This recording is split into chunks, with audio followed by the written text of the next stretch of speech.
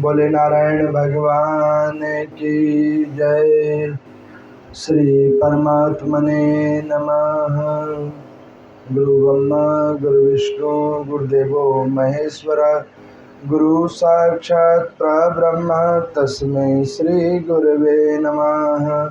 मंगलम भगवान विष्णु मंगलम गुरुध्वज मंगलम पुंडरीकाक्ष मंगलाय तनो हरि। हरे कृष्णा कृष्णा कृष्णा हरे हरे, हरे राम राम राम हरे हरे। श्री विष्णु महापुराण की कथा, जो कि आज गत 21 दिनों से ये कथा चल रही है, उस कथा की श्रृंखला में आज 22वां दिन है। अधिक मास के इस माह के अंदर में भगवान श्रीमन नारायण की भगवत चरित्रों की कथा, जिसमें परमात्मा श्री हरि की कृष्ण अवतार की आनंदमयी कथाओं को आप और हम सब लोग एकत्रित होकर इस कथा को श्रवण कर रहे हैं। भावनिष्ठ रूप नारायण भगवान जो आत्मिक शक्ति को प्रदान करने के लिए इस ऊर्जावान कथा को श्रवण किया जा रहा है। आप लोगों ने कल की कथा के अंदर में श्रवण किया था कि भगवान श्री कृष्ण जब वृंदावन को छोड़कर अक्रूर जी के कहने पर मथुरा के अंदर में आए, तो ब्रजवासियों ने अक्रूर जी को नाना प्रकार की वार्ताएं कही। यहाँ पर पराशर जी कहते हैं कि देखो कि कभी भगवान अपने भक्तों को छोड़ के नहीं जाते। भक्त के कर्मानुसार जब उसके कर्म की दशा उतराव और चढ़ाव की ओर आती है, तो उस प्रकार से उसको प्रभु के दर्शन होते हैं। ये कल की कथा में आप लोगों ने श्रवण किया। आपने देखा कि कल एक और चीज कथा को सुनने के बाद प्रतीत हुआ कि भगवान किसी जाति किसी वर्ण के ऊपर कृपा नहीं करते। भगवान जो विशुद्ध भाव लेके आ जाता है उन सब के ऊपर कृपा करते हैं। कल आपने देखा कि कुब्जा के ऊपर भी प्रभु ने कृपा की है, वो मालिन के ऊपर भी प्रभु ने कृपा की है। कल आप लोगों ने देखा कि किस प्रकार से वो नीच जाति वाली कुब्जा, जिसको परमात्मा ने परम पद की प्राप्ति दी है। कल आप लोगों ने ये भी सुना कि भगवान किस प्रकार से उन मथुरा के वासियों के ऊपर कृपा करने के लिए ब्रज को छोड़कर मथुरा आ गए हैं। कल आप लोगों ने कथा में ये भी देखा कि किस प्रकार से अक्रूर जी को जो मोह हो गया था कि ये परमात्मा है, तो उस मोह की भी आपने देखा कि परमात्मा ने किस प्रकार से उन्हें अद्भुत दर्शन देकर उन्हें विश्वास दिलाया कि मैं ही श्री हरि हूँ। ये कल की कथा में आप लोगों ने श्रवण किया। उसी कथा की श्रृंखला के अंदर में मैत्रेय जी ने पराशर जी को पूछा कि प्रभु, जब भगवान श्री कृष्ण मथुरा के अंदर में आ गए उसके बाद में क्या हुआ? जब प्रभु मथुरा के अंदर आ गए, उन्होंने उस गज को, जिसको कंस ने मदिरा पान करवा कर भगवान की ओर भेजा था कि ताकि ये गज के द्वारा भगवान का वध हो सके, उसके बाद प्रभु ने श्री बलराम जी को आदेश दिया और उन्होंने उस गज को पृथ्वी पे 3 बार घुमाकर फेंका था। उसकी दांतों को तोड़कर बलराम जी अपने कंधे पर लेके घूम रहे हैं। अब उस स्थिति को देखकर जितने भी कंस के दूत थे, उन्होंने कंस को बतलाया कि जिन्हें तुम साधारण बालक समझ रहे थे, वो साधारण बालक नहीं है। अब यहाँ पर में कंस के पास में एक भगवान शंकर का अमोघ धनुष भी है, जिस धनुष की पूजा कर करके कंस नाना प्रकार की शक्तियों को प्राप्त करता था। देखो, आपने अभी तक 21 दिनों की कथा में सुना कि जो पापी होता है वो भी भगवान की पूजा करता है और जो वैष्णव है वो भी भगवान की पूजा करता है। लेकिन दोनों की पूजा में भेद ये है कि एक पूजा करता है समाज की कल्याण के लिए, कुल के कल्याण के लिए, अपनी आध्यात्मिक और आत्मिक शक्ति को बढ़ाने के लिए, और वही दूसरी ओर जो पापी होता है वो पूजा को तो करता है लेकिन वो पूजा दूसरों को नुकसान पहुंचाने के लिए, और जहाँ पर दूसरों को नुकसान पहुंचाने के लिए पूजा की जाती है वो पूजा ज़्यादा दिन नहीं चलती है। अब यहाँ पर वो कंस भगवान शंकर की दैनिक रूप में उनसे प्राप्त धनुष की पूजा करे रोज। तो भगवान श्री कृष्ण ने बलराम जी को कहा कि भैया इस कंस की कोई तो शक्ति है जिसके प्रभाव से ये अभी तक बचा हुआ है, कुछ तो इसके पास है। तो बलराम जी कहने लगे कि ये तो कान्हा तुम्हें ढूंढना पड़ेगा किसके पास ऐसा क्या है। तो वहाँ पर अक्रूर जी खड़े थे, उन्होंने कहा कि प्रभु इनके पास में भगवान शंकर का एक अमोघ धनुष है जिसकी ये पूजा करता है और उसकी पूजा के फल से आज इसके पास इतनी शक्ति है। भगवान कहने लगे कि भगवान का वरदान और उसका दुरुपयोग सो नहीं, इससे ये वरदान छीन लेना चाहिए। आप देखो एक शक्तिशाली व्यक्ति, खूब शक्तिशाली व्यक्ति जब वो शक्तियों का दुरुपयोग करने लग जाता है तो जो परमात्मा उसे शक्तिवान बनाते हैं वह परमात्मा उसे क्षण भर में निस्तेज भी कर देते हैं कि जाओ तुम्हारी शक्ति विलीन हो जाए। अब वही हालात हो गई है कंस की। अब भगवान श्री कृष्ण गए और जिस जगह पर वो धनुष रखा गया था, भगवान ने उस धनुष को जैसे ही स्पर्श किया तो भगवान शंकर प्रकट हो गए। उन्होंने कहा कि प्रभु मैं तो इंतज़ार कर रहा था आपका कि कब आप आएँ और इस धनुष का भंजन कर दें, ताकि मैंने जो वरदान दिया हुआ है इसको, इस कंस को, ये कंस के ऊपर से मेरी कृपा दृष्टि भी खत्म हो जाए। भगवान शंकर ने कंस को आराधना पर वरदान दिया था कि जब तक तू मेरे धनुष की पूजा करता रहेगा और ये धनुष तेरे पास सुरक्षित रहेगा तब तक तेरा कोई बाल बाका नहीं कर सकता। अब वो उसी मद के अंदर में घूम रहा है। हम लोग अपनी छोटी मोटी उपलब्धियों के मद में घूमते हैं, मेरे पास में ये है, मेरी ये उपलब्धि है, मेरा कोई बाल बाका नहीं कर सकता। लेकिन आप ये नहीं जानते कि जिस दिन परमात्मा ने टेढ़ी नज़र की उस दिन वो उपलब्धियां भी धरी रह जाएंगी और शक्तियां भी धरी रह जाएंगी, क्योंकि हरि भगवान की लीला कोई नहीं जान सकता। अब यहाँ पर भगवान श्री कृष्ण गए और वो भगवान शंकर के द्वारा पूजित उस धनुष को उठाया। भगवान शंकर प्रकट हुए, उन्होंने कहा कि प्रभु इस धनुष का भंजन कर दो, ये धनुष बचना नहीं चाहिए इस पापी के पास। मैंने तो इसे वरदान दे दिया लेकिन इसने उस वरदान का दुरुपयोग किया है, इस धनुष का भंजन कर दो। भगवान श्री कृष्ण ने धनुष को उठाया, प्रत्यंचा उसके ऊपर चलाया और उसको प्रत्यंचा जब चला दिया प्रभु ने तो उससे एक स्वर निकाला ताकि कंस को पता लग जाए कि भाई उसकी मृत्यु समीप है। अब उससे जो धनुष से ध्वनि हुई वो पूरी मथुरा कांपने लगी और भगवान ने 2 मिनट में ही उस धनुष का भंजन कर दिया। धनुष के टूटते के साथ एक बहुत बड़ा बवंडर टाइप का उड़ा, उससे भूकंप आना लगा और उस भूकंप की स्थिति में कंस को पता लग गया कि अब उसका समय नज़दीक है, अब उसे कोई बचाने वाला नहीं है, अब उसका समय नज़दीक आ चुका है। यहाँ पर पराशर जी मैत्रेय जी को कहते हैं कि देखो ये भगवान की लीला है। हर जीवात्मा को पता है कि उसका काल और उसका समय दिन प्रतिदिन उसके नज़दीक आ रहा है, दिन प्रतिदिन उसके नज़दीक आ रहा है, लेकिन वो उससे बचने के उपाय ढूंढता रहता है और मन को समझा रहा होता है कि वो मरा है, मैं नहीं मरूंगा, और उसी चक्कर में उसका समय वेस्ट हुआ जाता है। और वो अपने समय को व्यर्थ बिताते बिताते बिताते बिताते अंतिम काल और अंतिम दिन पे वो आ जाता है। और जब वो अंतिम काल और अंतिम दिन पे आ जाता है तो उसके पास अब कुछ नहीं बचता अपने बचाव के लिए।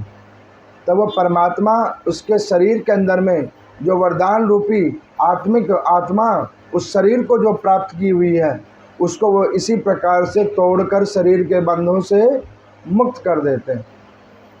तब वो व्यक्ति सोचता कि ये मैंने क्या किया, मिला था उत्तम शरीर, इसका मैंने सदुपयोग नहीं किया।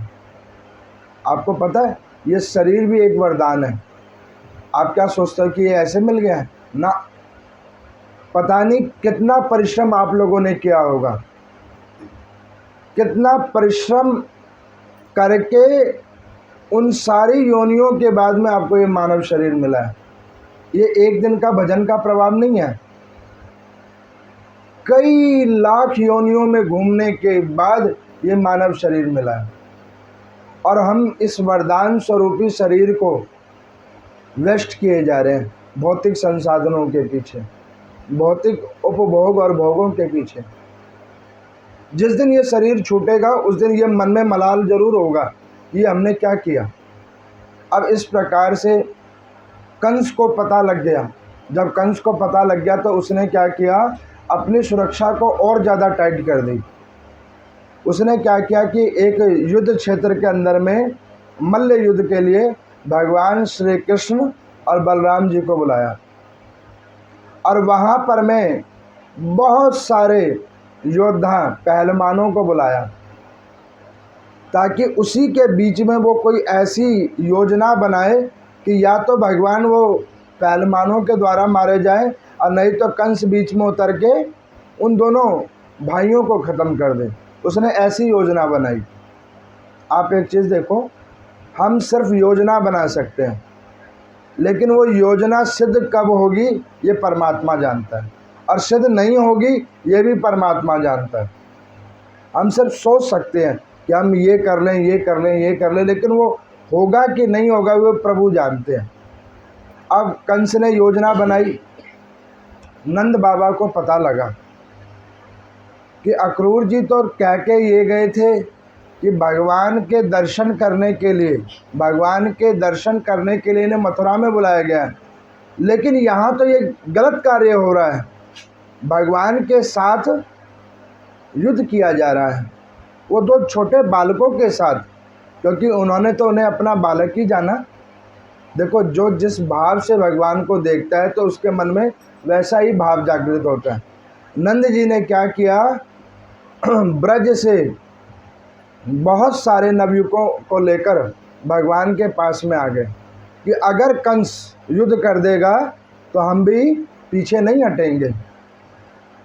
हर हिंदू धर्म का व्यक्ति जहाँ पर में हिंदू धर्म और सनातन धर्म की कहीं पे निंदा होती हो, कहीं पे उसकी सम्मान की कटौती होती हो, तो वहाँ पर ऐसे ही एकत्रित होकर खड़े होना चाहिए।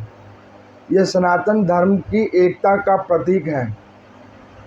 आज वो नंद बाबा ने वो एकता का प्रतीक जागृत किया है। वो स्वयं प्रौढ़ी अवस्था के हैं, लेकिन उन्होंने ये नहीं सोचा, उन्होंने जो अपना बल था उस बल को एक जगह एकत्रित करके अपने समाज वालों को संगठित करके मथुरा में वो भी आ गए हैं। अब यहाँ पर कंस ने क्या किया कि भगवान को देखा, भगवान को देखते के साथ उसकी बाएं आंख फड़कने लगी।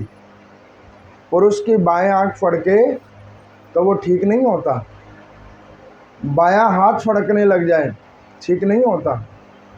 इसका मतलब कुछ ना कुछ अब उसके साथ गड़बड़ होने वाली है। अब इस स्थिति को देखकर वो बहुत भयभीत भी हो गया कि आज पता नहीं कुछ ना कुछ गड़बड़ होगी। पता है आपको, मैं बतलाऊं, हमारी आत्मा हमें जब बताती है ना, भय तो उत्पन्न होता है हमारे अंदर में कि भाई ये ठीक नहीं हो रहा है, लेकिन मन कहता है कि कोई बात नहीं, हो जाएगा, जो होगा सब ठीक हो जाएगा। और वो मन की सुनने के पीछे व्यक्ति मारा जाता है। यहाँ पे कंस जानता है कि ये नारायण भगवान है। आत्मा कह रही है कि भाई जब इतने व्यक्तियों को इन्होंने मार दिया, इतने असुरों को मार दिया, भगवान शंकर के अमोघ उस धनुष को इन्होंने तोड़ दिया, तो ये कोई साधारण मानव नहीं है, लेकिन मन कह रहा है कि नहीं, अभी भी कुछ बल बाकी है। युद्ध प्रारंभ हुआ।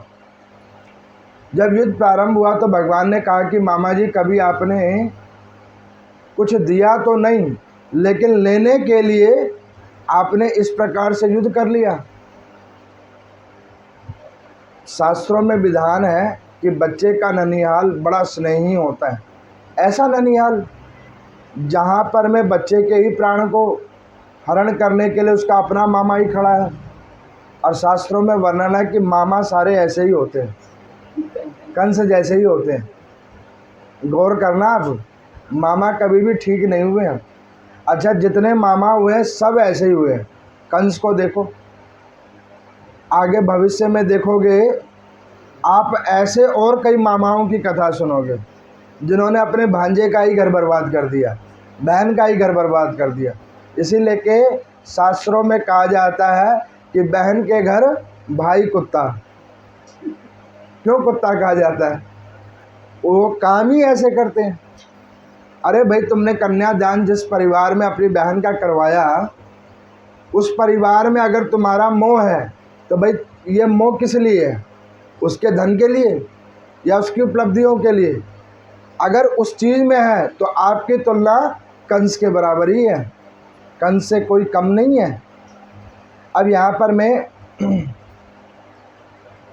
भगवान ने कहा कि मामा जी, आप पूछते कि बेटा कैसे हो, कुछ खिलाते पिलाते तो 2 मिनट बात भी होती। आपने तो डायरेक्ट ही युद्ध करने के लिए बुला लिया। तो कंस ने कोई उत्तर नहीं दिया।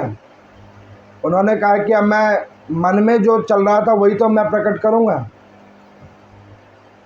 जो मन की दशा होती है व्यक्ति वही प्रकट करता है। अब उन्होंने कहा कि मेरे मन में तो चल ही रहा था कि मैं तुम्हें कैसे भी मारूं। अब जो मन की दशा है मैं तो वही करूंगा ना। अब उन्होंने क्या किया कि भगवान को कहा कि वो सब तो ठीक है, कोई बात नहीं, युद्ध के बाद में चलते हैं, फिर डिनर करेंगे।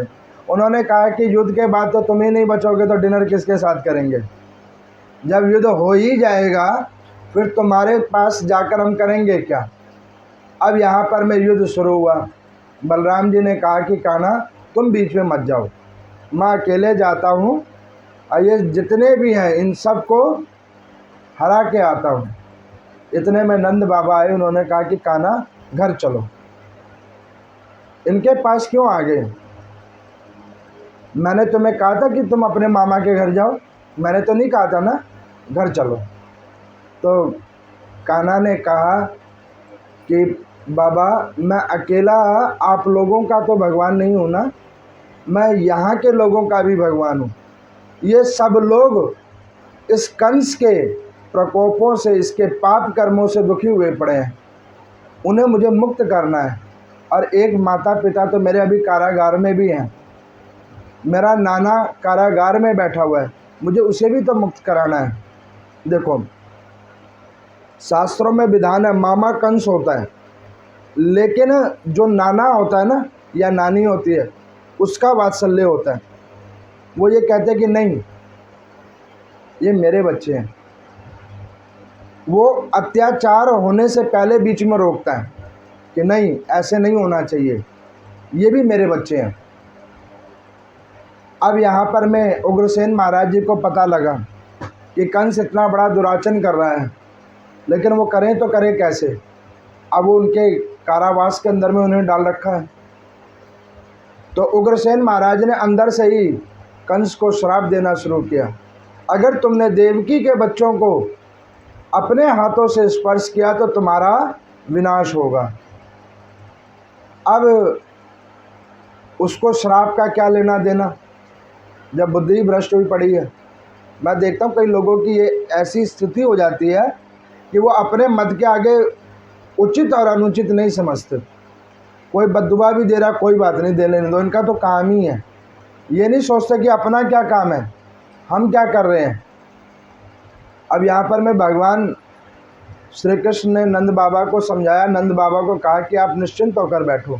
आपने क्या सोचा, इतने साल से हमारी माँ ने हमें माखन मिश्री खिलाई, ये ब्रज के लोगों ने इतना दूध पिलवाया, तो क्या आप हमें साधारण समझते हो?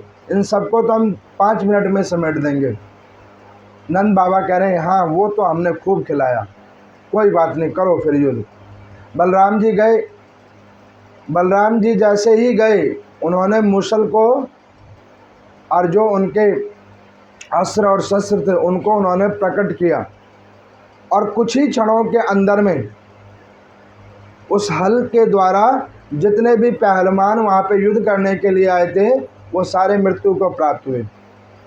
अब जब वो मृत्यु को प्राप्त हुए तो इतने में कंस ने देखा कि भाई मेरा एक प्रोग्राम तो फेल हो गया, एक योजना तो फेल हो गई। अब उसने सोचा नहीं सोचा, बीच में फटाफट वो कूद गया स्वयं ही युद्ध क्षेत्र के अंदर में, और वो तलवार लेकर कूद गया, और वो बलराम जी के पीछे से वार करने को आया। मामे सारे ऐसे ही होते हैं, पीछे से वार करते हैं, सामने से करने की हिम्मत नहीं होती तो पीछे से वार करते हैं। अब वो पीछे से वार करने के लिए जैसे ही आए, भगवान श्री कृष्ण खड़े हुए और सुदर्शन चक्र को आदेश दिया, जाओ सर धड़ से अलग कर दो। वो सुदर्शन चक्र गए और वो सर धड़ से अलग कर दिया। कंस की मृत्यु हुई। मथुरा वासियों को बड़ा आनंद हुआ। भगवान श्री कृष्ण की नाना प्रकार की पूजा हुई। भगवान श्री कृष्ण ने कंस का वध किया, उस अपने द्वारपाल जय को मुक्त किया उन्होंने, और कहा कि जाओ बैकुंठ में जाकर चौकीदारी करो। अब भगवान ने ऐसा आदेश दिया और सबसे पहले कारावास के अंदर में गए। उन्होंने अपने नाना जी को मुक्त करवाया, उग्रसेन महाराज जी को, उनको मुक्त करवाया। उसके बाद अपने पिता और माता उनको मुक्त करवाया। देवकी ने भगवान को पूछा कि प्रभु, क्या हमारी पूजा में कोई कमी रह गई थी जो आपने आने में इतनी देरी कर दी? तो भगवान ने हंसकर कहा कि तुम्हारी पूजा में कमी नहीं हुई थी, ना तुम्हारे भाव में कोई कमी हुई थी, मैं तो तुम्हारे उस भाव के आनंद के पीछे 2 मिनट रुक गया था, इससे ज़्यादा मैं रुका नहीं। जैसे मैं फ्री हुआ हाल तुम्हारे पास आया। और आप देखना, आप जो पूजा करते हो, ये कथा सुनते हो, नाम संकीर्तन करते हो, कीर्तन भजन आदि करते हो, ये इसका ये मतलब नहीं कि भगवान नहीं सुन रहे, भगवान सुन रहे हैं, देख भी रहे हैं, बशर्ते हमारे ऊपर कृपा कब होगी ये अभी उनके मन विचार के अनुसार और हमारे कर्मा अनुसार, समय अनुसार जब उनकी भगवत कृपा होगी तभी होगी। ठीक उसी प्रकार से भगवान ने देवकी और वसुदेव जी को दर्शन दिए। तो उग्रसेन महाराज ने कहा कि कान्हा, ये राज्य तुम ले लो, ये राज्य तुम ले लो। तो उन्होंने कहा कि मामाओं का अन्न फलता नहीं है, हम नहीं लेंगे ये राज्य तुम्हारा, ये तुम्हारा राज्य तुम्हारे कोई, हमें नहीं चाहिए ये राज्य। तो उन्होंने कहा कि बेटा देखो, तुम्हें तो हम कुछ दे भी नहीं पाए, जब तुम्हारा जन्म हुआ तो ऐसी स्थिति हुई, तुम्हारे मामा ने ऐसी स्थिति उत्पन्न की कि इधर इस नगर से दूसरे नगर भेजना पड़ा, कम से कम अब तो कुछ ले लो। उन्होंने कहा कि हम तुम्हारे से कुछ नहीं लेंगे, अब आप इस नगर के महाराज बनो और ये नगरी आपकी है। मैं वचन देता हूँ कि जब तक मैं पृथ्वी लोक पर रहूँगा ये नगर का विध्वंस कभी नहीं होगा। इसके मालिक आप हो, आप अपनी गद्दी पे जाकर बैठो। महाराज उग्रसेन जी का पुनर्राज्य अभिषेक भगवान श्री कृष्ण जी के द्वारा हुआ। अब आप ये सोचो कि क्या स्थिति रही होगी महाराज उग्रसेन की, जब बच्चे, छोटे बच्चे कोई उपलब्धि प्राप्त करके उसका श्रेय अपने माता पिता को देते हैं तो उनके माता पिता बहुत गौरवान्वित होते हैं, गौरवशील होते हैं कि हमारे बच्चे की ये उपलब्धि, उसकी उपलब्धि हमारे नाम से जुड़ रहा है, ये उनके लिए बड़ा गौरव का समय होता है। ठीक उसी प्रकार उग्रसेन महाराज जी को वो महसूस हो रहा है। उनको मथुरा का नरेश भगवान श्री कृष्ण ने बनाया। देवकी वसुदेव ने कहा कि बेटा, एक बार तुम हमारे घर चलो, क्योंकि मैंने तो तुम्हें कभी दूध भी नहीं पिलाया, जन्म हुआ तो मुझे दूध पिलाने का भी अवसर नहीं मिला। तो यहाँ पर भगवान कहते हैं विष्णु पुराण के 26वें अध्याय के अंदर में, पंचम अंश के अंदर में, कि माता दूध तो मैंने केवल यशोदा का ही पिया है, जन्म तेरे द्वारा हुआ है लेकिन दूध मैंने उसी माँ का पिया है, और दूध मैं सदैव उधर ही जाके पीऊँगा। तेरा स्नेह है तो मैं तेरे यहाँ अवतार लिया है, लेकिन प्रेम मेरा उधर ही है। तो मैं तेरे घर तो जाऊँगा लेकिन खाने के लिए मैं ब्रजमंडल ही जाऊँगा, मैं इधर खाना नहीं खाऊँगा। बहुत निवेदन करने के बाद में भगवान ने फलाहार ग्रहण किया। उसके बाद में नंद बाबा ने कहा कि बेटा काम हो गया, अब चलो, अब अपने देश चलो। तो उन्होंने कहा कि नहीं, अभी इस नगर के अंदर में और बहुत सारे पापी लोग बैठे हुए हैं, उन सबका पाप अभी मुझे धोना है। तो उन्होंने कहा कि अब कौन पापी है? तो उन्होंने कहा कि कंस का जो ससुर है वो भी बहुत पापी है, क्योंकि कंस की 2 शादियां हुई थी, अशति और प्राप्ति नाम की 2 पुत्रियां थी जरासंध महाराज की। जरासंध स्वयं बड़े पापी थे, लेकिन उन्होंने ऐसा वरदान प्राप्त किया हुआ था कि उन्हें कोई भी नहीं मार सकता सिवाय पूर्ण ब्रह्म के द्वारा। जब तक पूर्ण ब्रह्म रूप लेकर नहीं आएंगे तब तक कोई उसे मार नहीं सकता, ऐसा उसने वरदान प्राप्त किया हुआ था। उसकी माँ थी जिसका नाम था जरा, वो एक बहुत बड़ी मायावी तांत्रिक थी। तो उसने क्या किया हुआ था कि उसने माया संरचना से एक मृत बच्चे को, जो उसके 2 टुकड़े हो गए थे, उसको अपने माया के द्वारा जोड़ दिया था। और विधान ये बनाया उसने, ब्रह्मा जी से वरदान ये प्राप्त किया, जब तक इसके 2 टुकड़े ना ही हो जाएं और 2 भागों में ना बिखरें तब तक ये मृत्यु को प्राप्त ना हो। अब वो जरासंध ने क्या किया, जब उसे पता लगा कि भगवान श्री कृष्ण ने उसके दामाद को मार दिया है और दोनों बेटियों को विधवा कर दिया है, तो वो क्रोध में आया और उसने मथुरा के ऊपर में युद्ध करना प्रारंभ किया। भगवान श्री कृष्ण ने कहा कि हमारे शेड्यूल में ये जरासंध का नाम नहीं है, इसे हम नहीं मारेंगे, इसकी मृत्यु तदंतर में भीमसेन जी के द्वारा होगी, इसकी मृत्यु मेरे हाथ नहीं होगी। अब भगवान से वो युद्ध करने के लिए आता, भगवान उसे पराजित करके भेज देते। अब वो पराजित होकर कम से कम 18 बार पराजित होकर गया। तो उसका एक मित्र था जिसका नाम महाराज यवन था, जो द्वारकापुरी का मालिक था। अब ये यवन महाराज कौन है? ये यवन महाराज वही महाराज हैं जो निसंतानी थे, उनको संतान नहीं थी। तो उनके कुल के गुरुदेव भगवान थे महर्षि गर्ग। तो महर्षि गर्ग जी के एक बार यदुवंश के अंदर में सभा लगी हुई थी, तो उनके साले ने उनको नपुंसक कहा था। अब वहाँ पर मैं इस बात को सुनकर जितने यदुवंशी थे उन्होंने परिहास करना शुरू कर दिया। यह महर्षि गर्ग को अच्छा नहीं लगा। वो वहाँ पर खड़े हुए और उन्होंने कहा कि तुम घबराओ मत, ये तुम सब की हंसी मैं उतार दूंगा। अब उन्होंने 12 वर्ष तक लोहे के चूर्ण को खाया, लोहा होता ना, उसके चूर्ण को खाया और भगवान शंकर की आराधना की। भगवान शंकर 12वें वर्ष में प्रश्न हुए, तो उन्होंने कहा कि प्रभु, अगर आप मुझ पे प्रश्न है तो मुझे एक ऐसी संतान दो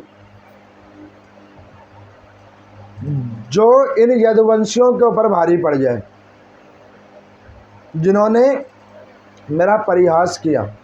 तो भगवान शंकर ने कहा कि देखो, पूजा करो, भजन करो, लेकिन किसी दूसरे के नुकसान के लिए मत करो, तुम तो ऋषि हो। उन्होंने कहा प्रभु, उन्होंने मेरा परिहास किया है। उन्होंने कहा कोई बात नहीं, तुम कहो तो मैं उन्हें दंड दूँ। लेकिन उनके नुकसान के लिए मत करो, क्योंकि अभी यदुवंश के कुल मोर भगवान श्री कृष्ण वहाँ बैठे हुए हैं। तो उन्होंने कहा कोई बात नहीं, परिहास होने के बाद वो बच्चा चाहे मर जाए कोई बात नहीं, लेकिन एक बार उन्हें दंड दिया जाए। भगवान शंकर ने कहा कि तथास्तु, लेकिन तुम्हारी तो शादी भी नहीं हुई है, बच्चे कहाँ से होंगे? तो उन्होंने कहा कि शादी नहीं हुई है तो कोई बात नहीं, लेकिन बच्चे कैसे होंगे ये अब आप सोचो। तो उन्होंने कहा कि एक काम करो, वो जो यवन देश का जो राजा है, जो निसंतानी है, तुम अपने तेज पुंज से उसकी स्त्री के अंदर में गर्भ को सिद्ध करो, और उससे जो बालक होगा, नाम तो यवन का होगा कि पिता वो है, लेकिन उसके ओजस पिता तुम बनोगे। भगवान शंकर ऐसा वरदान देकर वहाँ से चले गए। वो शक्तियों को एक जगह संसाधन किया उन्होंने, और वो यवन जो उन गर्ग जी का शिष्य था, वो गुरुदेव की दैनिक रूप में सेवा करता था। वो गुरुदेव भगवान ने अपनी शक्ति पुंज से उसकी स्त्री को गर्भवती किया। उसके यहाँ पर एक बालक उत्पन्न हुआ जिसका नाम काल यवन रखा गया। अब वो काल यवन जब वो बड़ा हुआ तो उसकी जो सीना जो था, छाती जो थी, वो वज्र के समान थी। उसके ऊपर में ना कोई अस्त्र चलता था ना कोई शस्त्र चलता था, क्योंकि महर्षि ने लोहे के चूर्ण को खाकर उसके शरीर को सिद्ध किया था। अब यहाँ पर मैं 18 बार यदुवंशी उस काल यवन जी से हारे। 18 बार भगवान जाते, और उस क्योंकि विधान में वो था नहीं उसको मृत्यु देना, लेकिन भगवान जाते युद्ध में से भाग आते, जाते युद्ध में से भाग आते। तो भगवान का एक नाम और पड़ा रणछोड़, भगवान का एक नाम और पड़ा रणछोड़। तो भगवान को बलराम जी ने कहा कि ये क्या कर रहे हो, बार बार युद्ध के लिए चले जाते हो और फिर वहाँ से भागे आते हो, ऐसे कितनी बेइज्जती हो रही है, इस बार तुम मत जाओ युद्ध करने, हम जाएंगे। तो भगवान कहने लगे कि नहीं नहीं, ये उस ऋषि का परिहास किया हुआ है। किसी संत गुरुजन का परिहास करने से पहले सोचो कि भैया उसका फल किधर भोगना पड़ेगा, ये कोई नहीं जानता। उन यदुवंशियों ने परिहास किया, अब फलस्वरूप 18 बार उन्होंने मार खाई उस काल यवन के द्वारा, और भगवान उसके सिरमौर हैं, उस यदुवंश के प्रमुख श्रेष्ठ नायक हैं, और वो रण को छोड़ के भाग रहे हैं। इसका क्या मतलब है? श्रेष्ठ जन गुरुजनों का अपमान करोगे तो भगवान की कृपा भी साथ नहीं देगी। सनातन धर्म की निंदा करोगे तो भगवान की कृपा होने के बावजूद भी आपको कोई बचा नहीं सकता। गौ ब्राह्मण तुलसी की निंदा करोगे तो भी कल्याण नहीं होगा।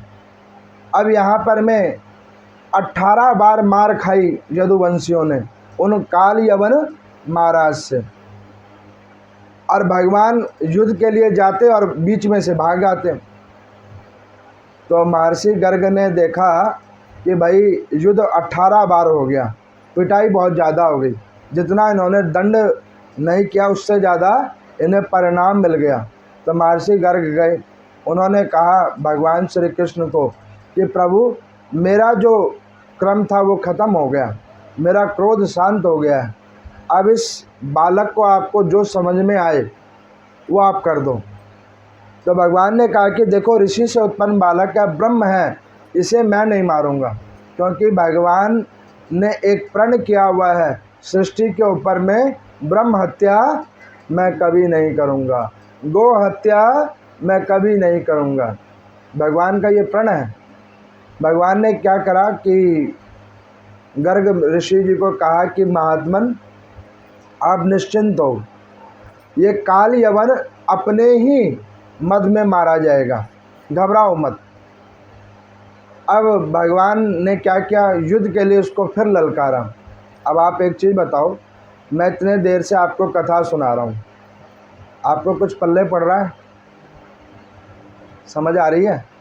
आ रही है ना? अब इसमें जो समझ आ रही है तो आप क्या समझ रहे हो कथा में, कि भगवत प्राप्ति किस प्रकार होती है और भगवत प्राप्ति किस प्रकार हमारी सहायता करती है और भगवत प्राप्ति का फल क्या है, यह आप अभी इस कथा में सुन रहे हो ना, समझ रहे हो ना। मैं इसीलिए बीच बीच में पूछ लेता हूँ, कहीं ऐसा ना हो कि मैं कथा सुना रहा हूँ और आप लोग वो पार्वती जी वाली हालात हो, हूँ सारे कर रहे हैं लेकिन पल्ले किसी के आ रही है ना पल्ले। चलो ठीक है, इसका मतलब मैं जो सुना रहा हूँ वो सिद्ध है? अच्छा चलिए, अब यहाँ पर मैं उस काल यवन को भगवान ने युद्ध के लिए ललकारा। अब इस बार भगवान ने जब युद्ध के लिए ललकारा तो वो युद्ध करने के लिए जब आया तो उसने कहा कि अरे कान्हा, तुम हर बार हमें बुला लेते हो और पता नहीं भाग जाते हो, तुमने युद्ध करना है कि नहीं करना है?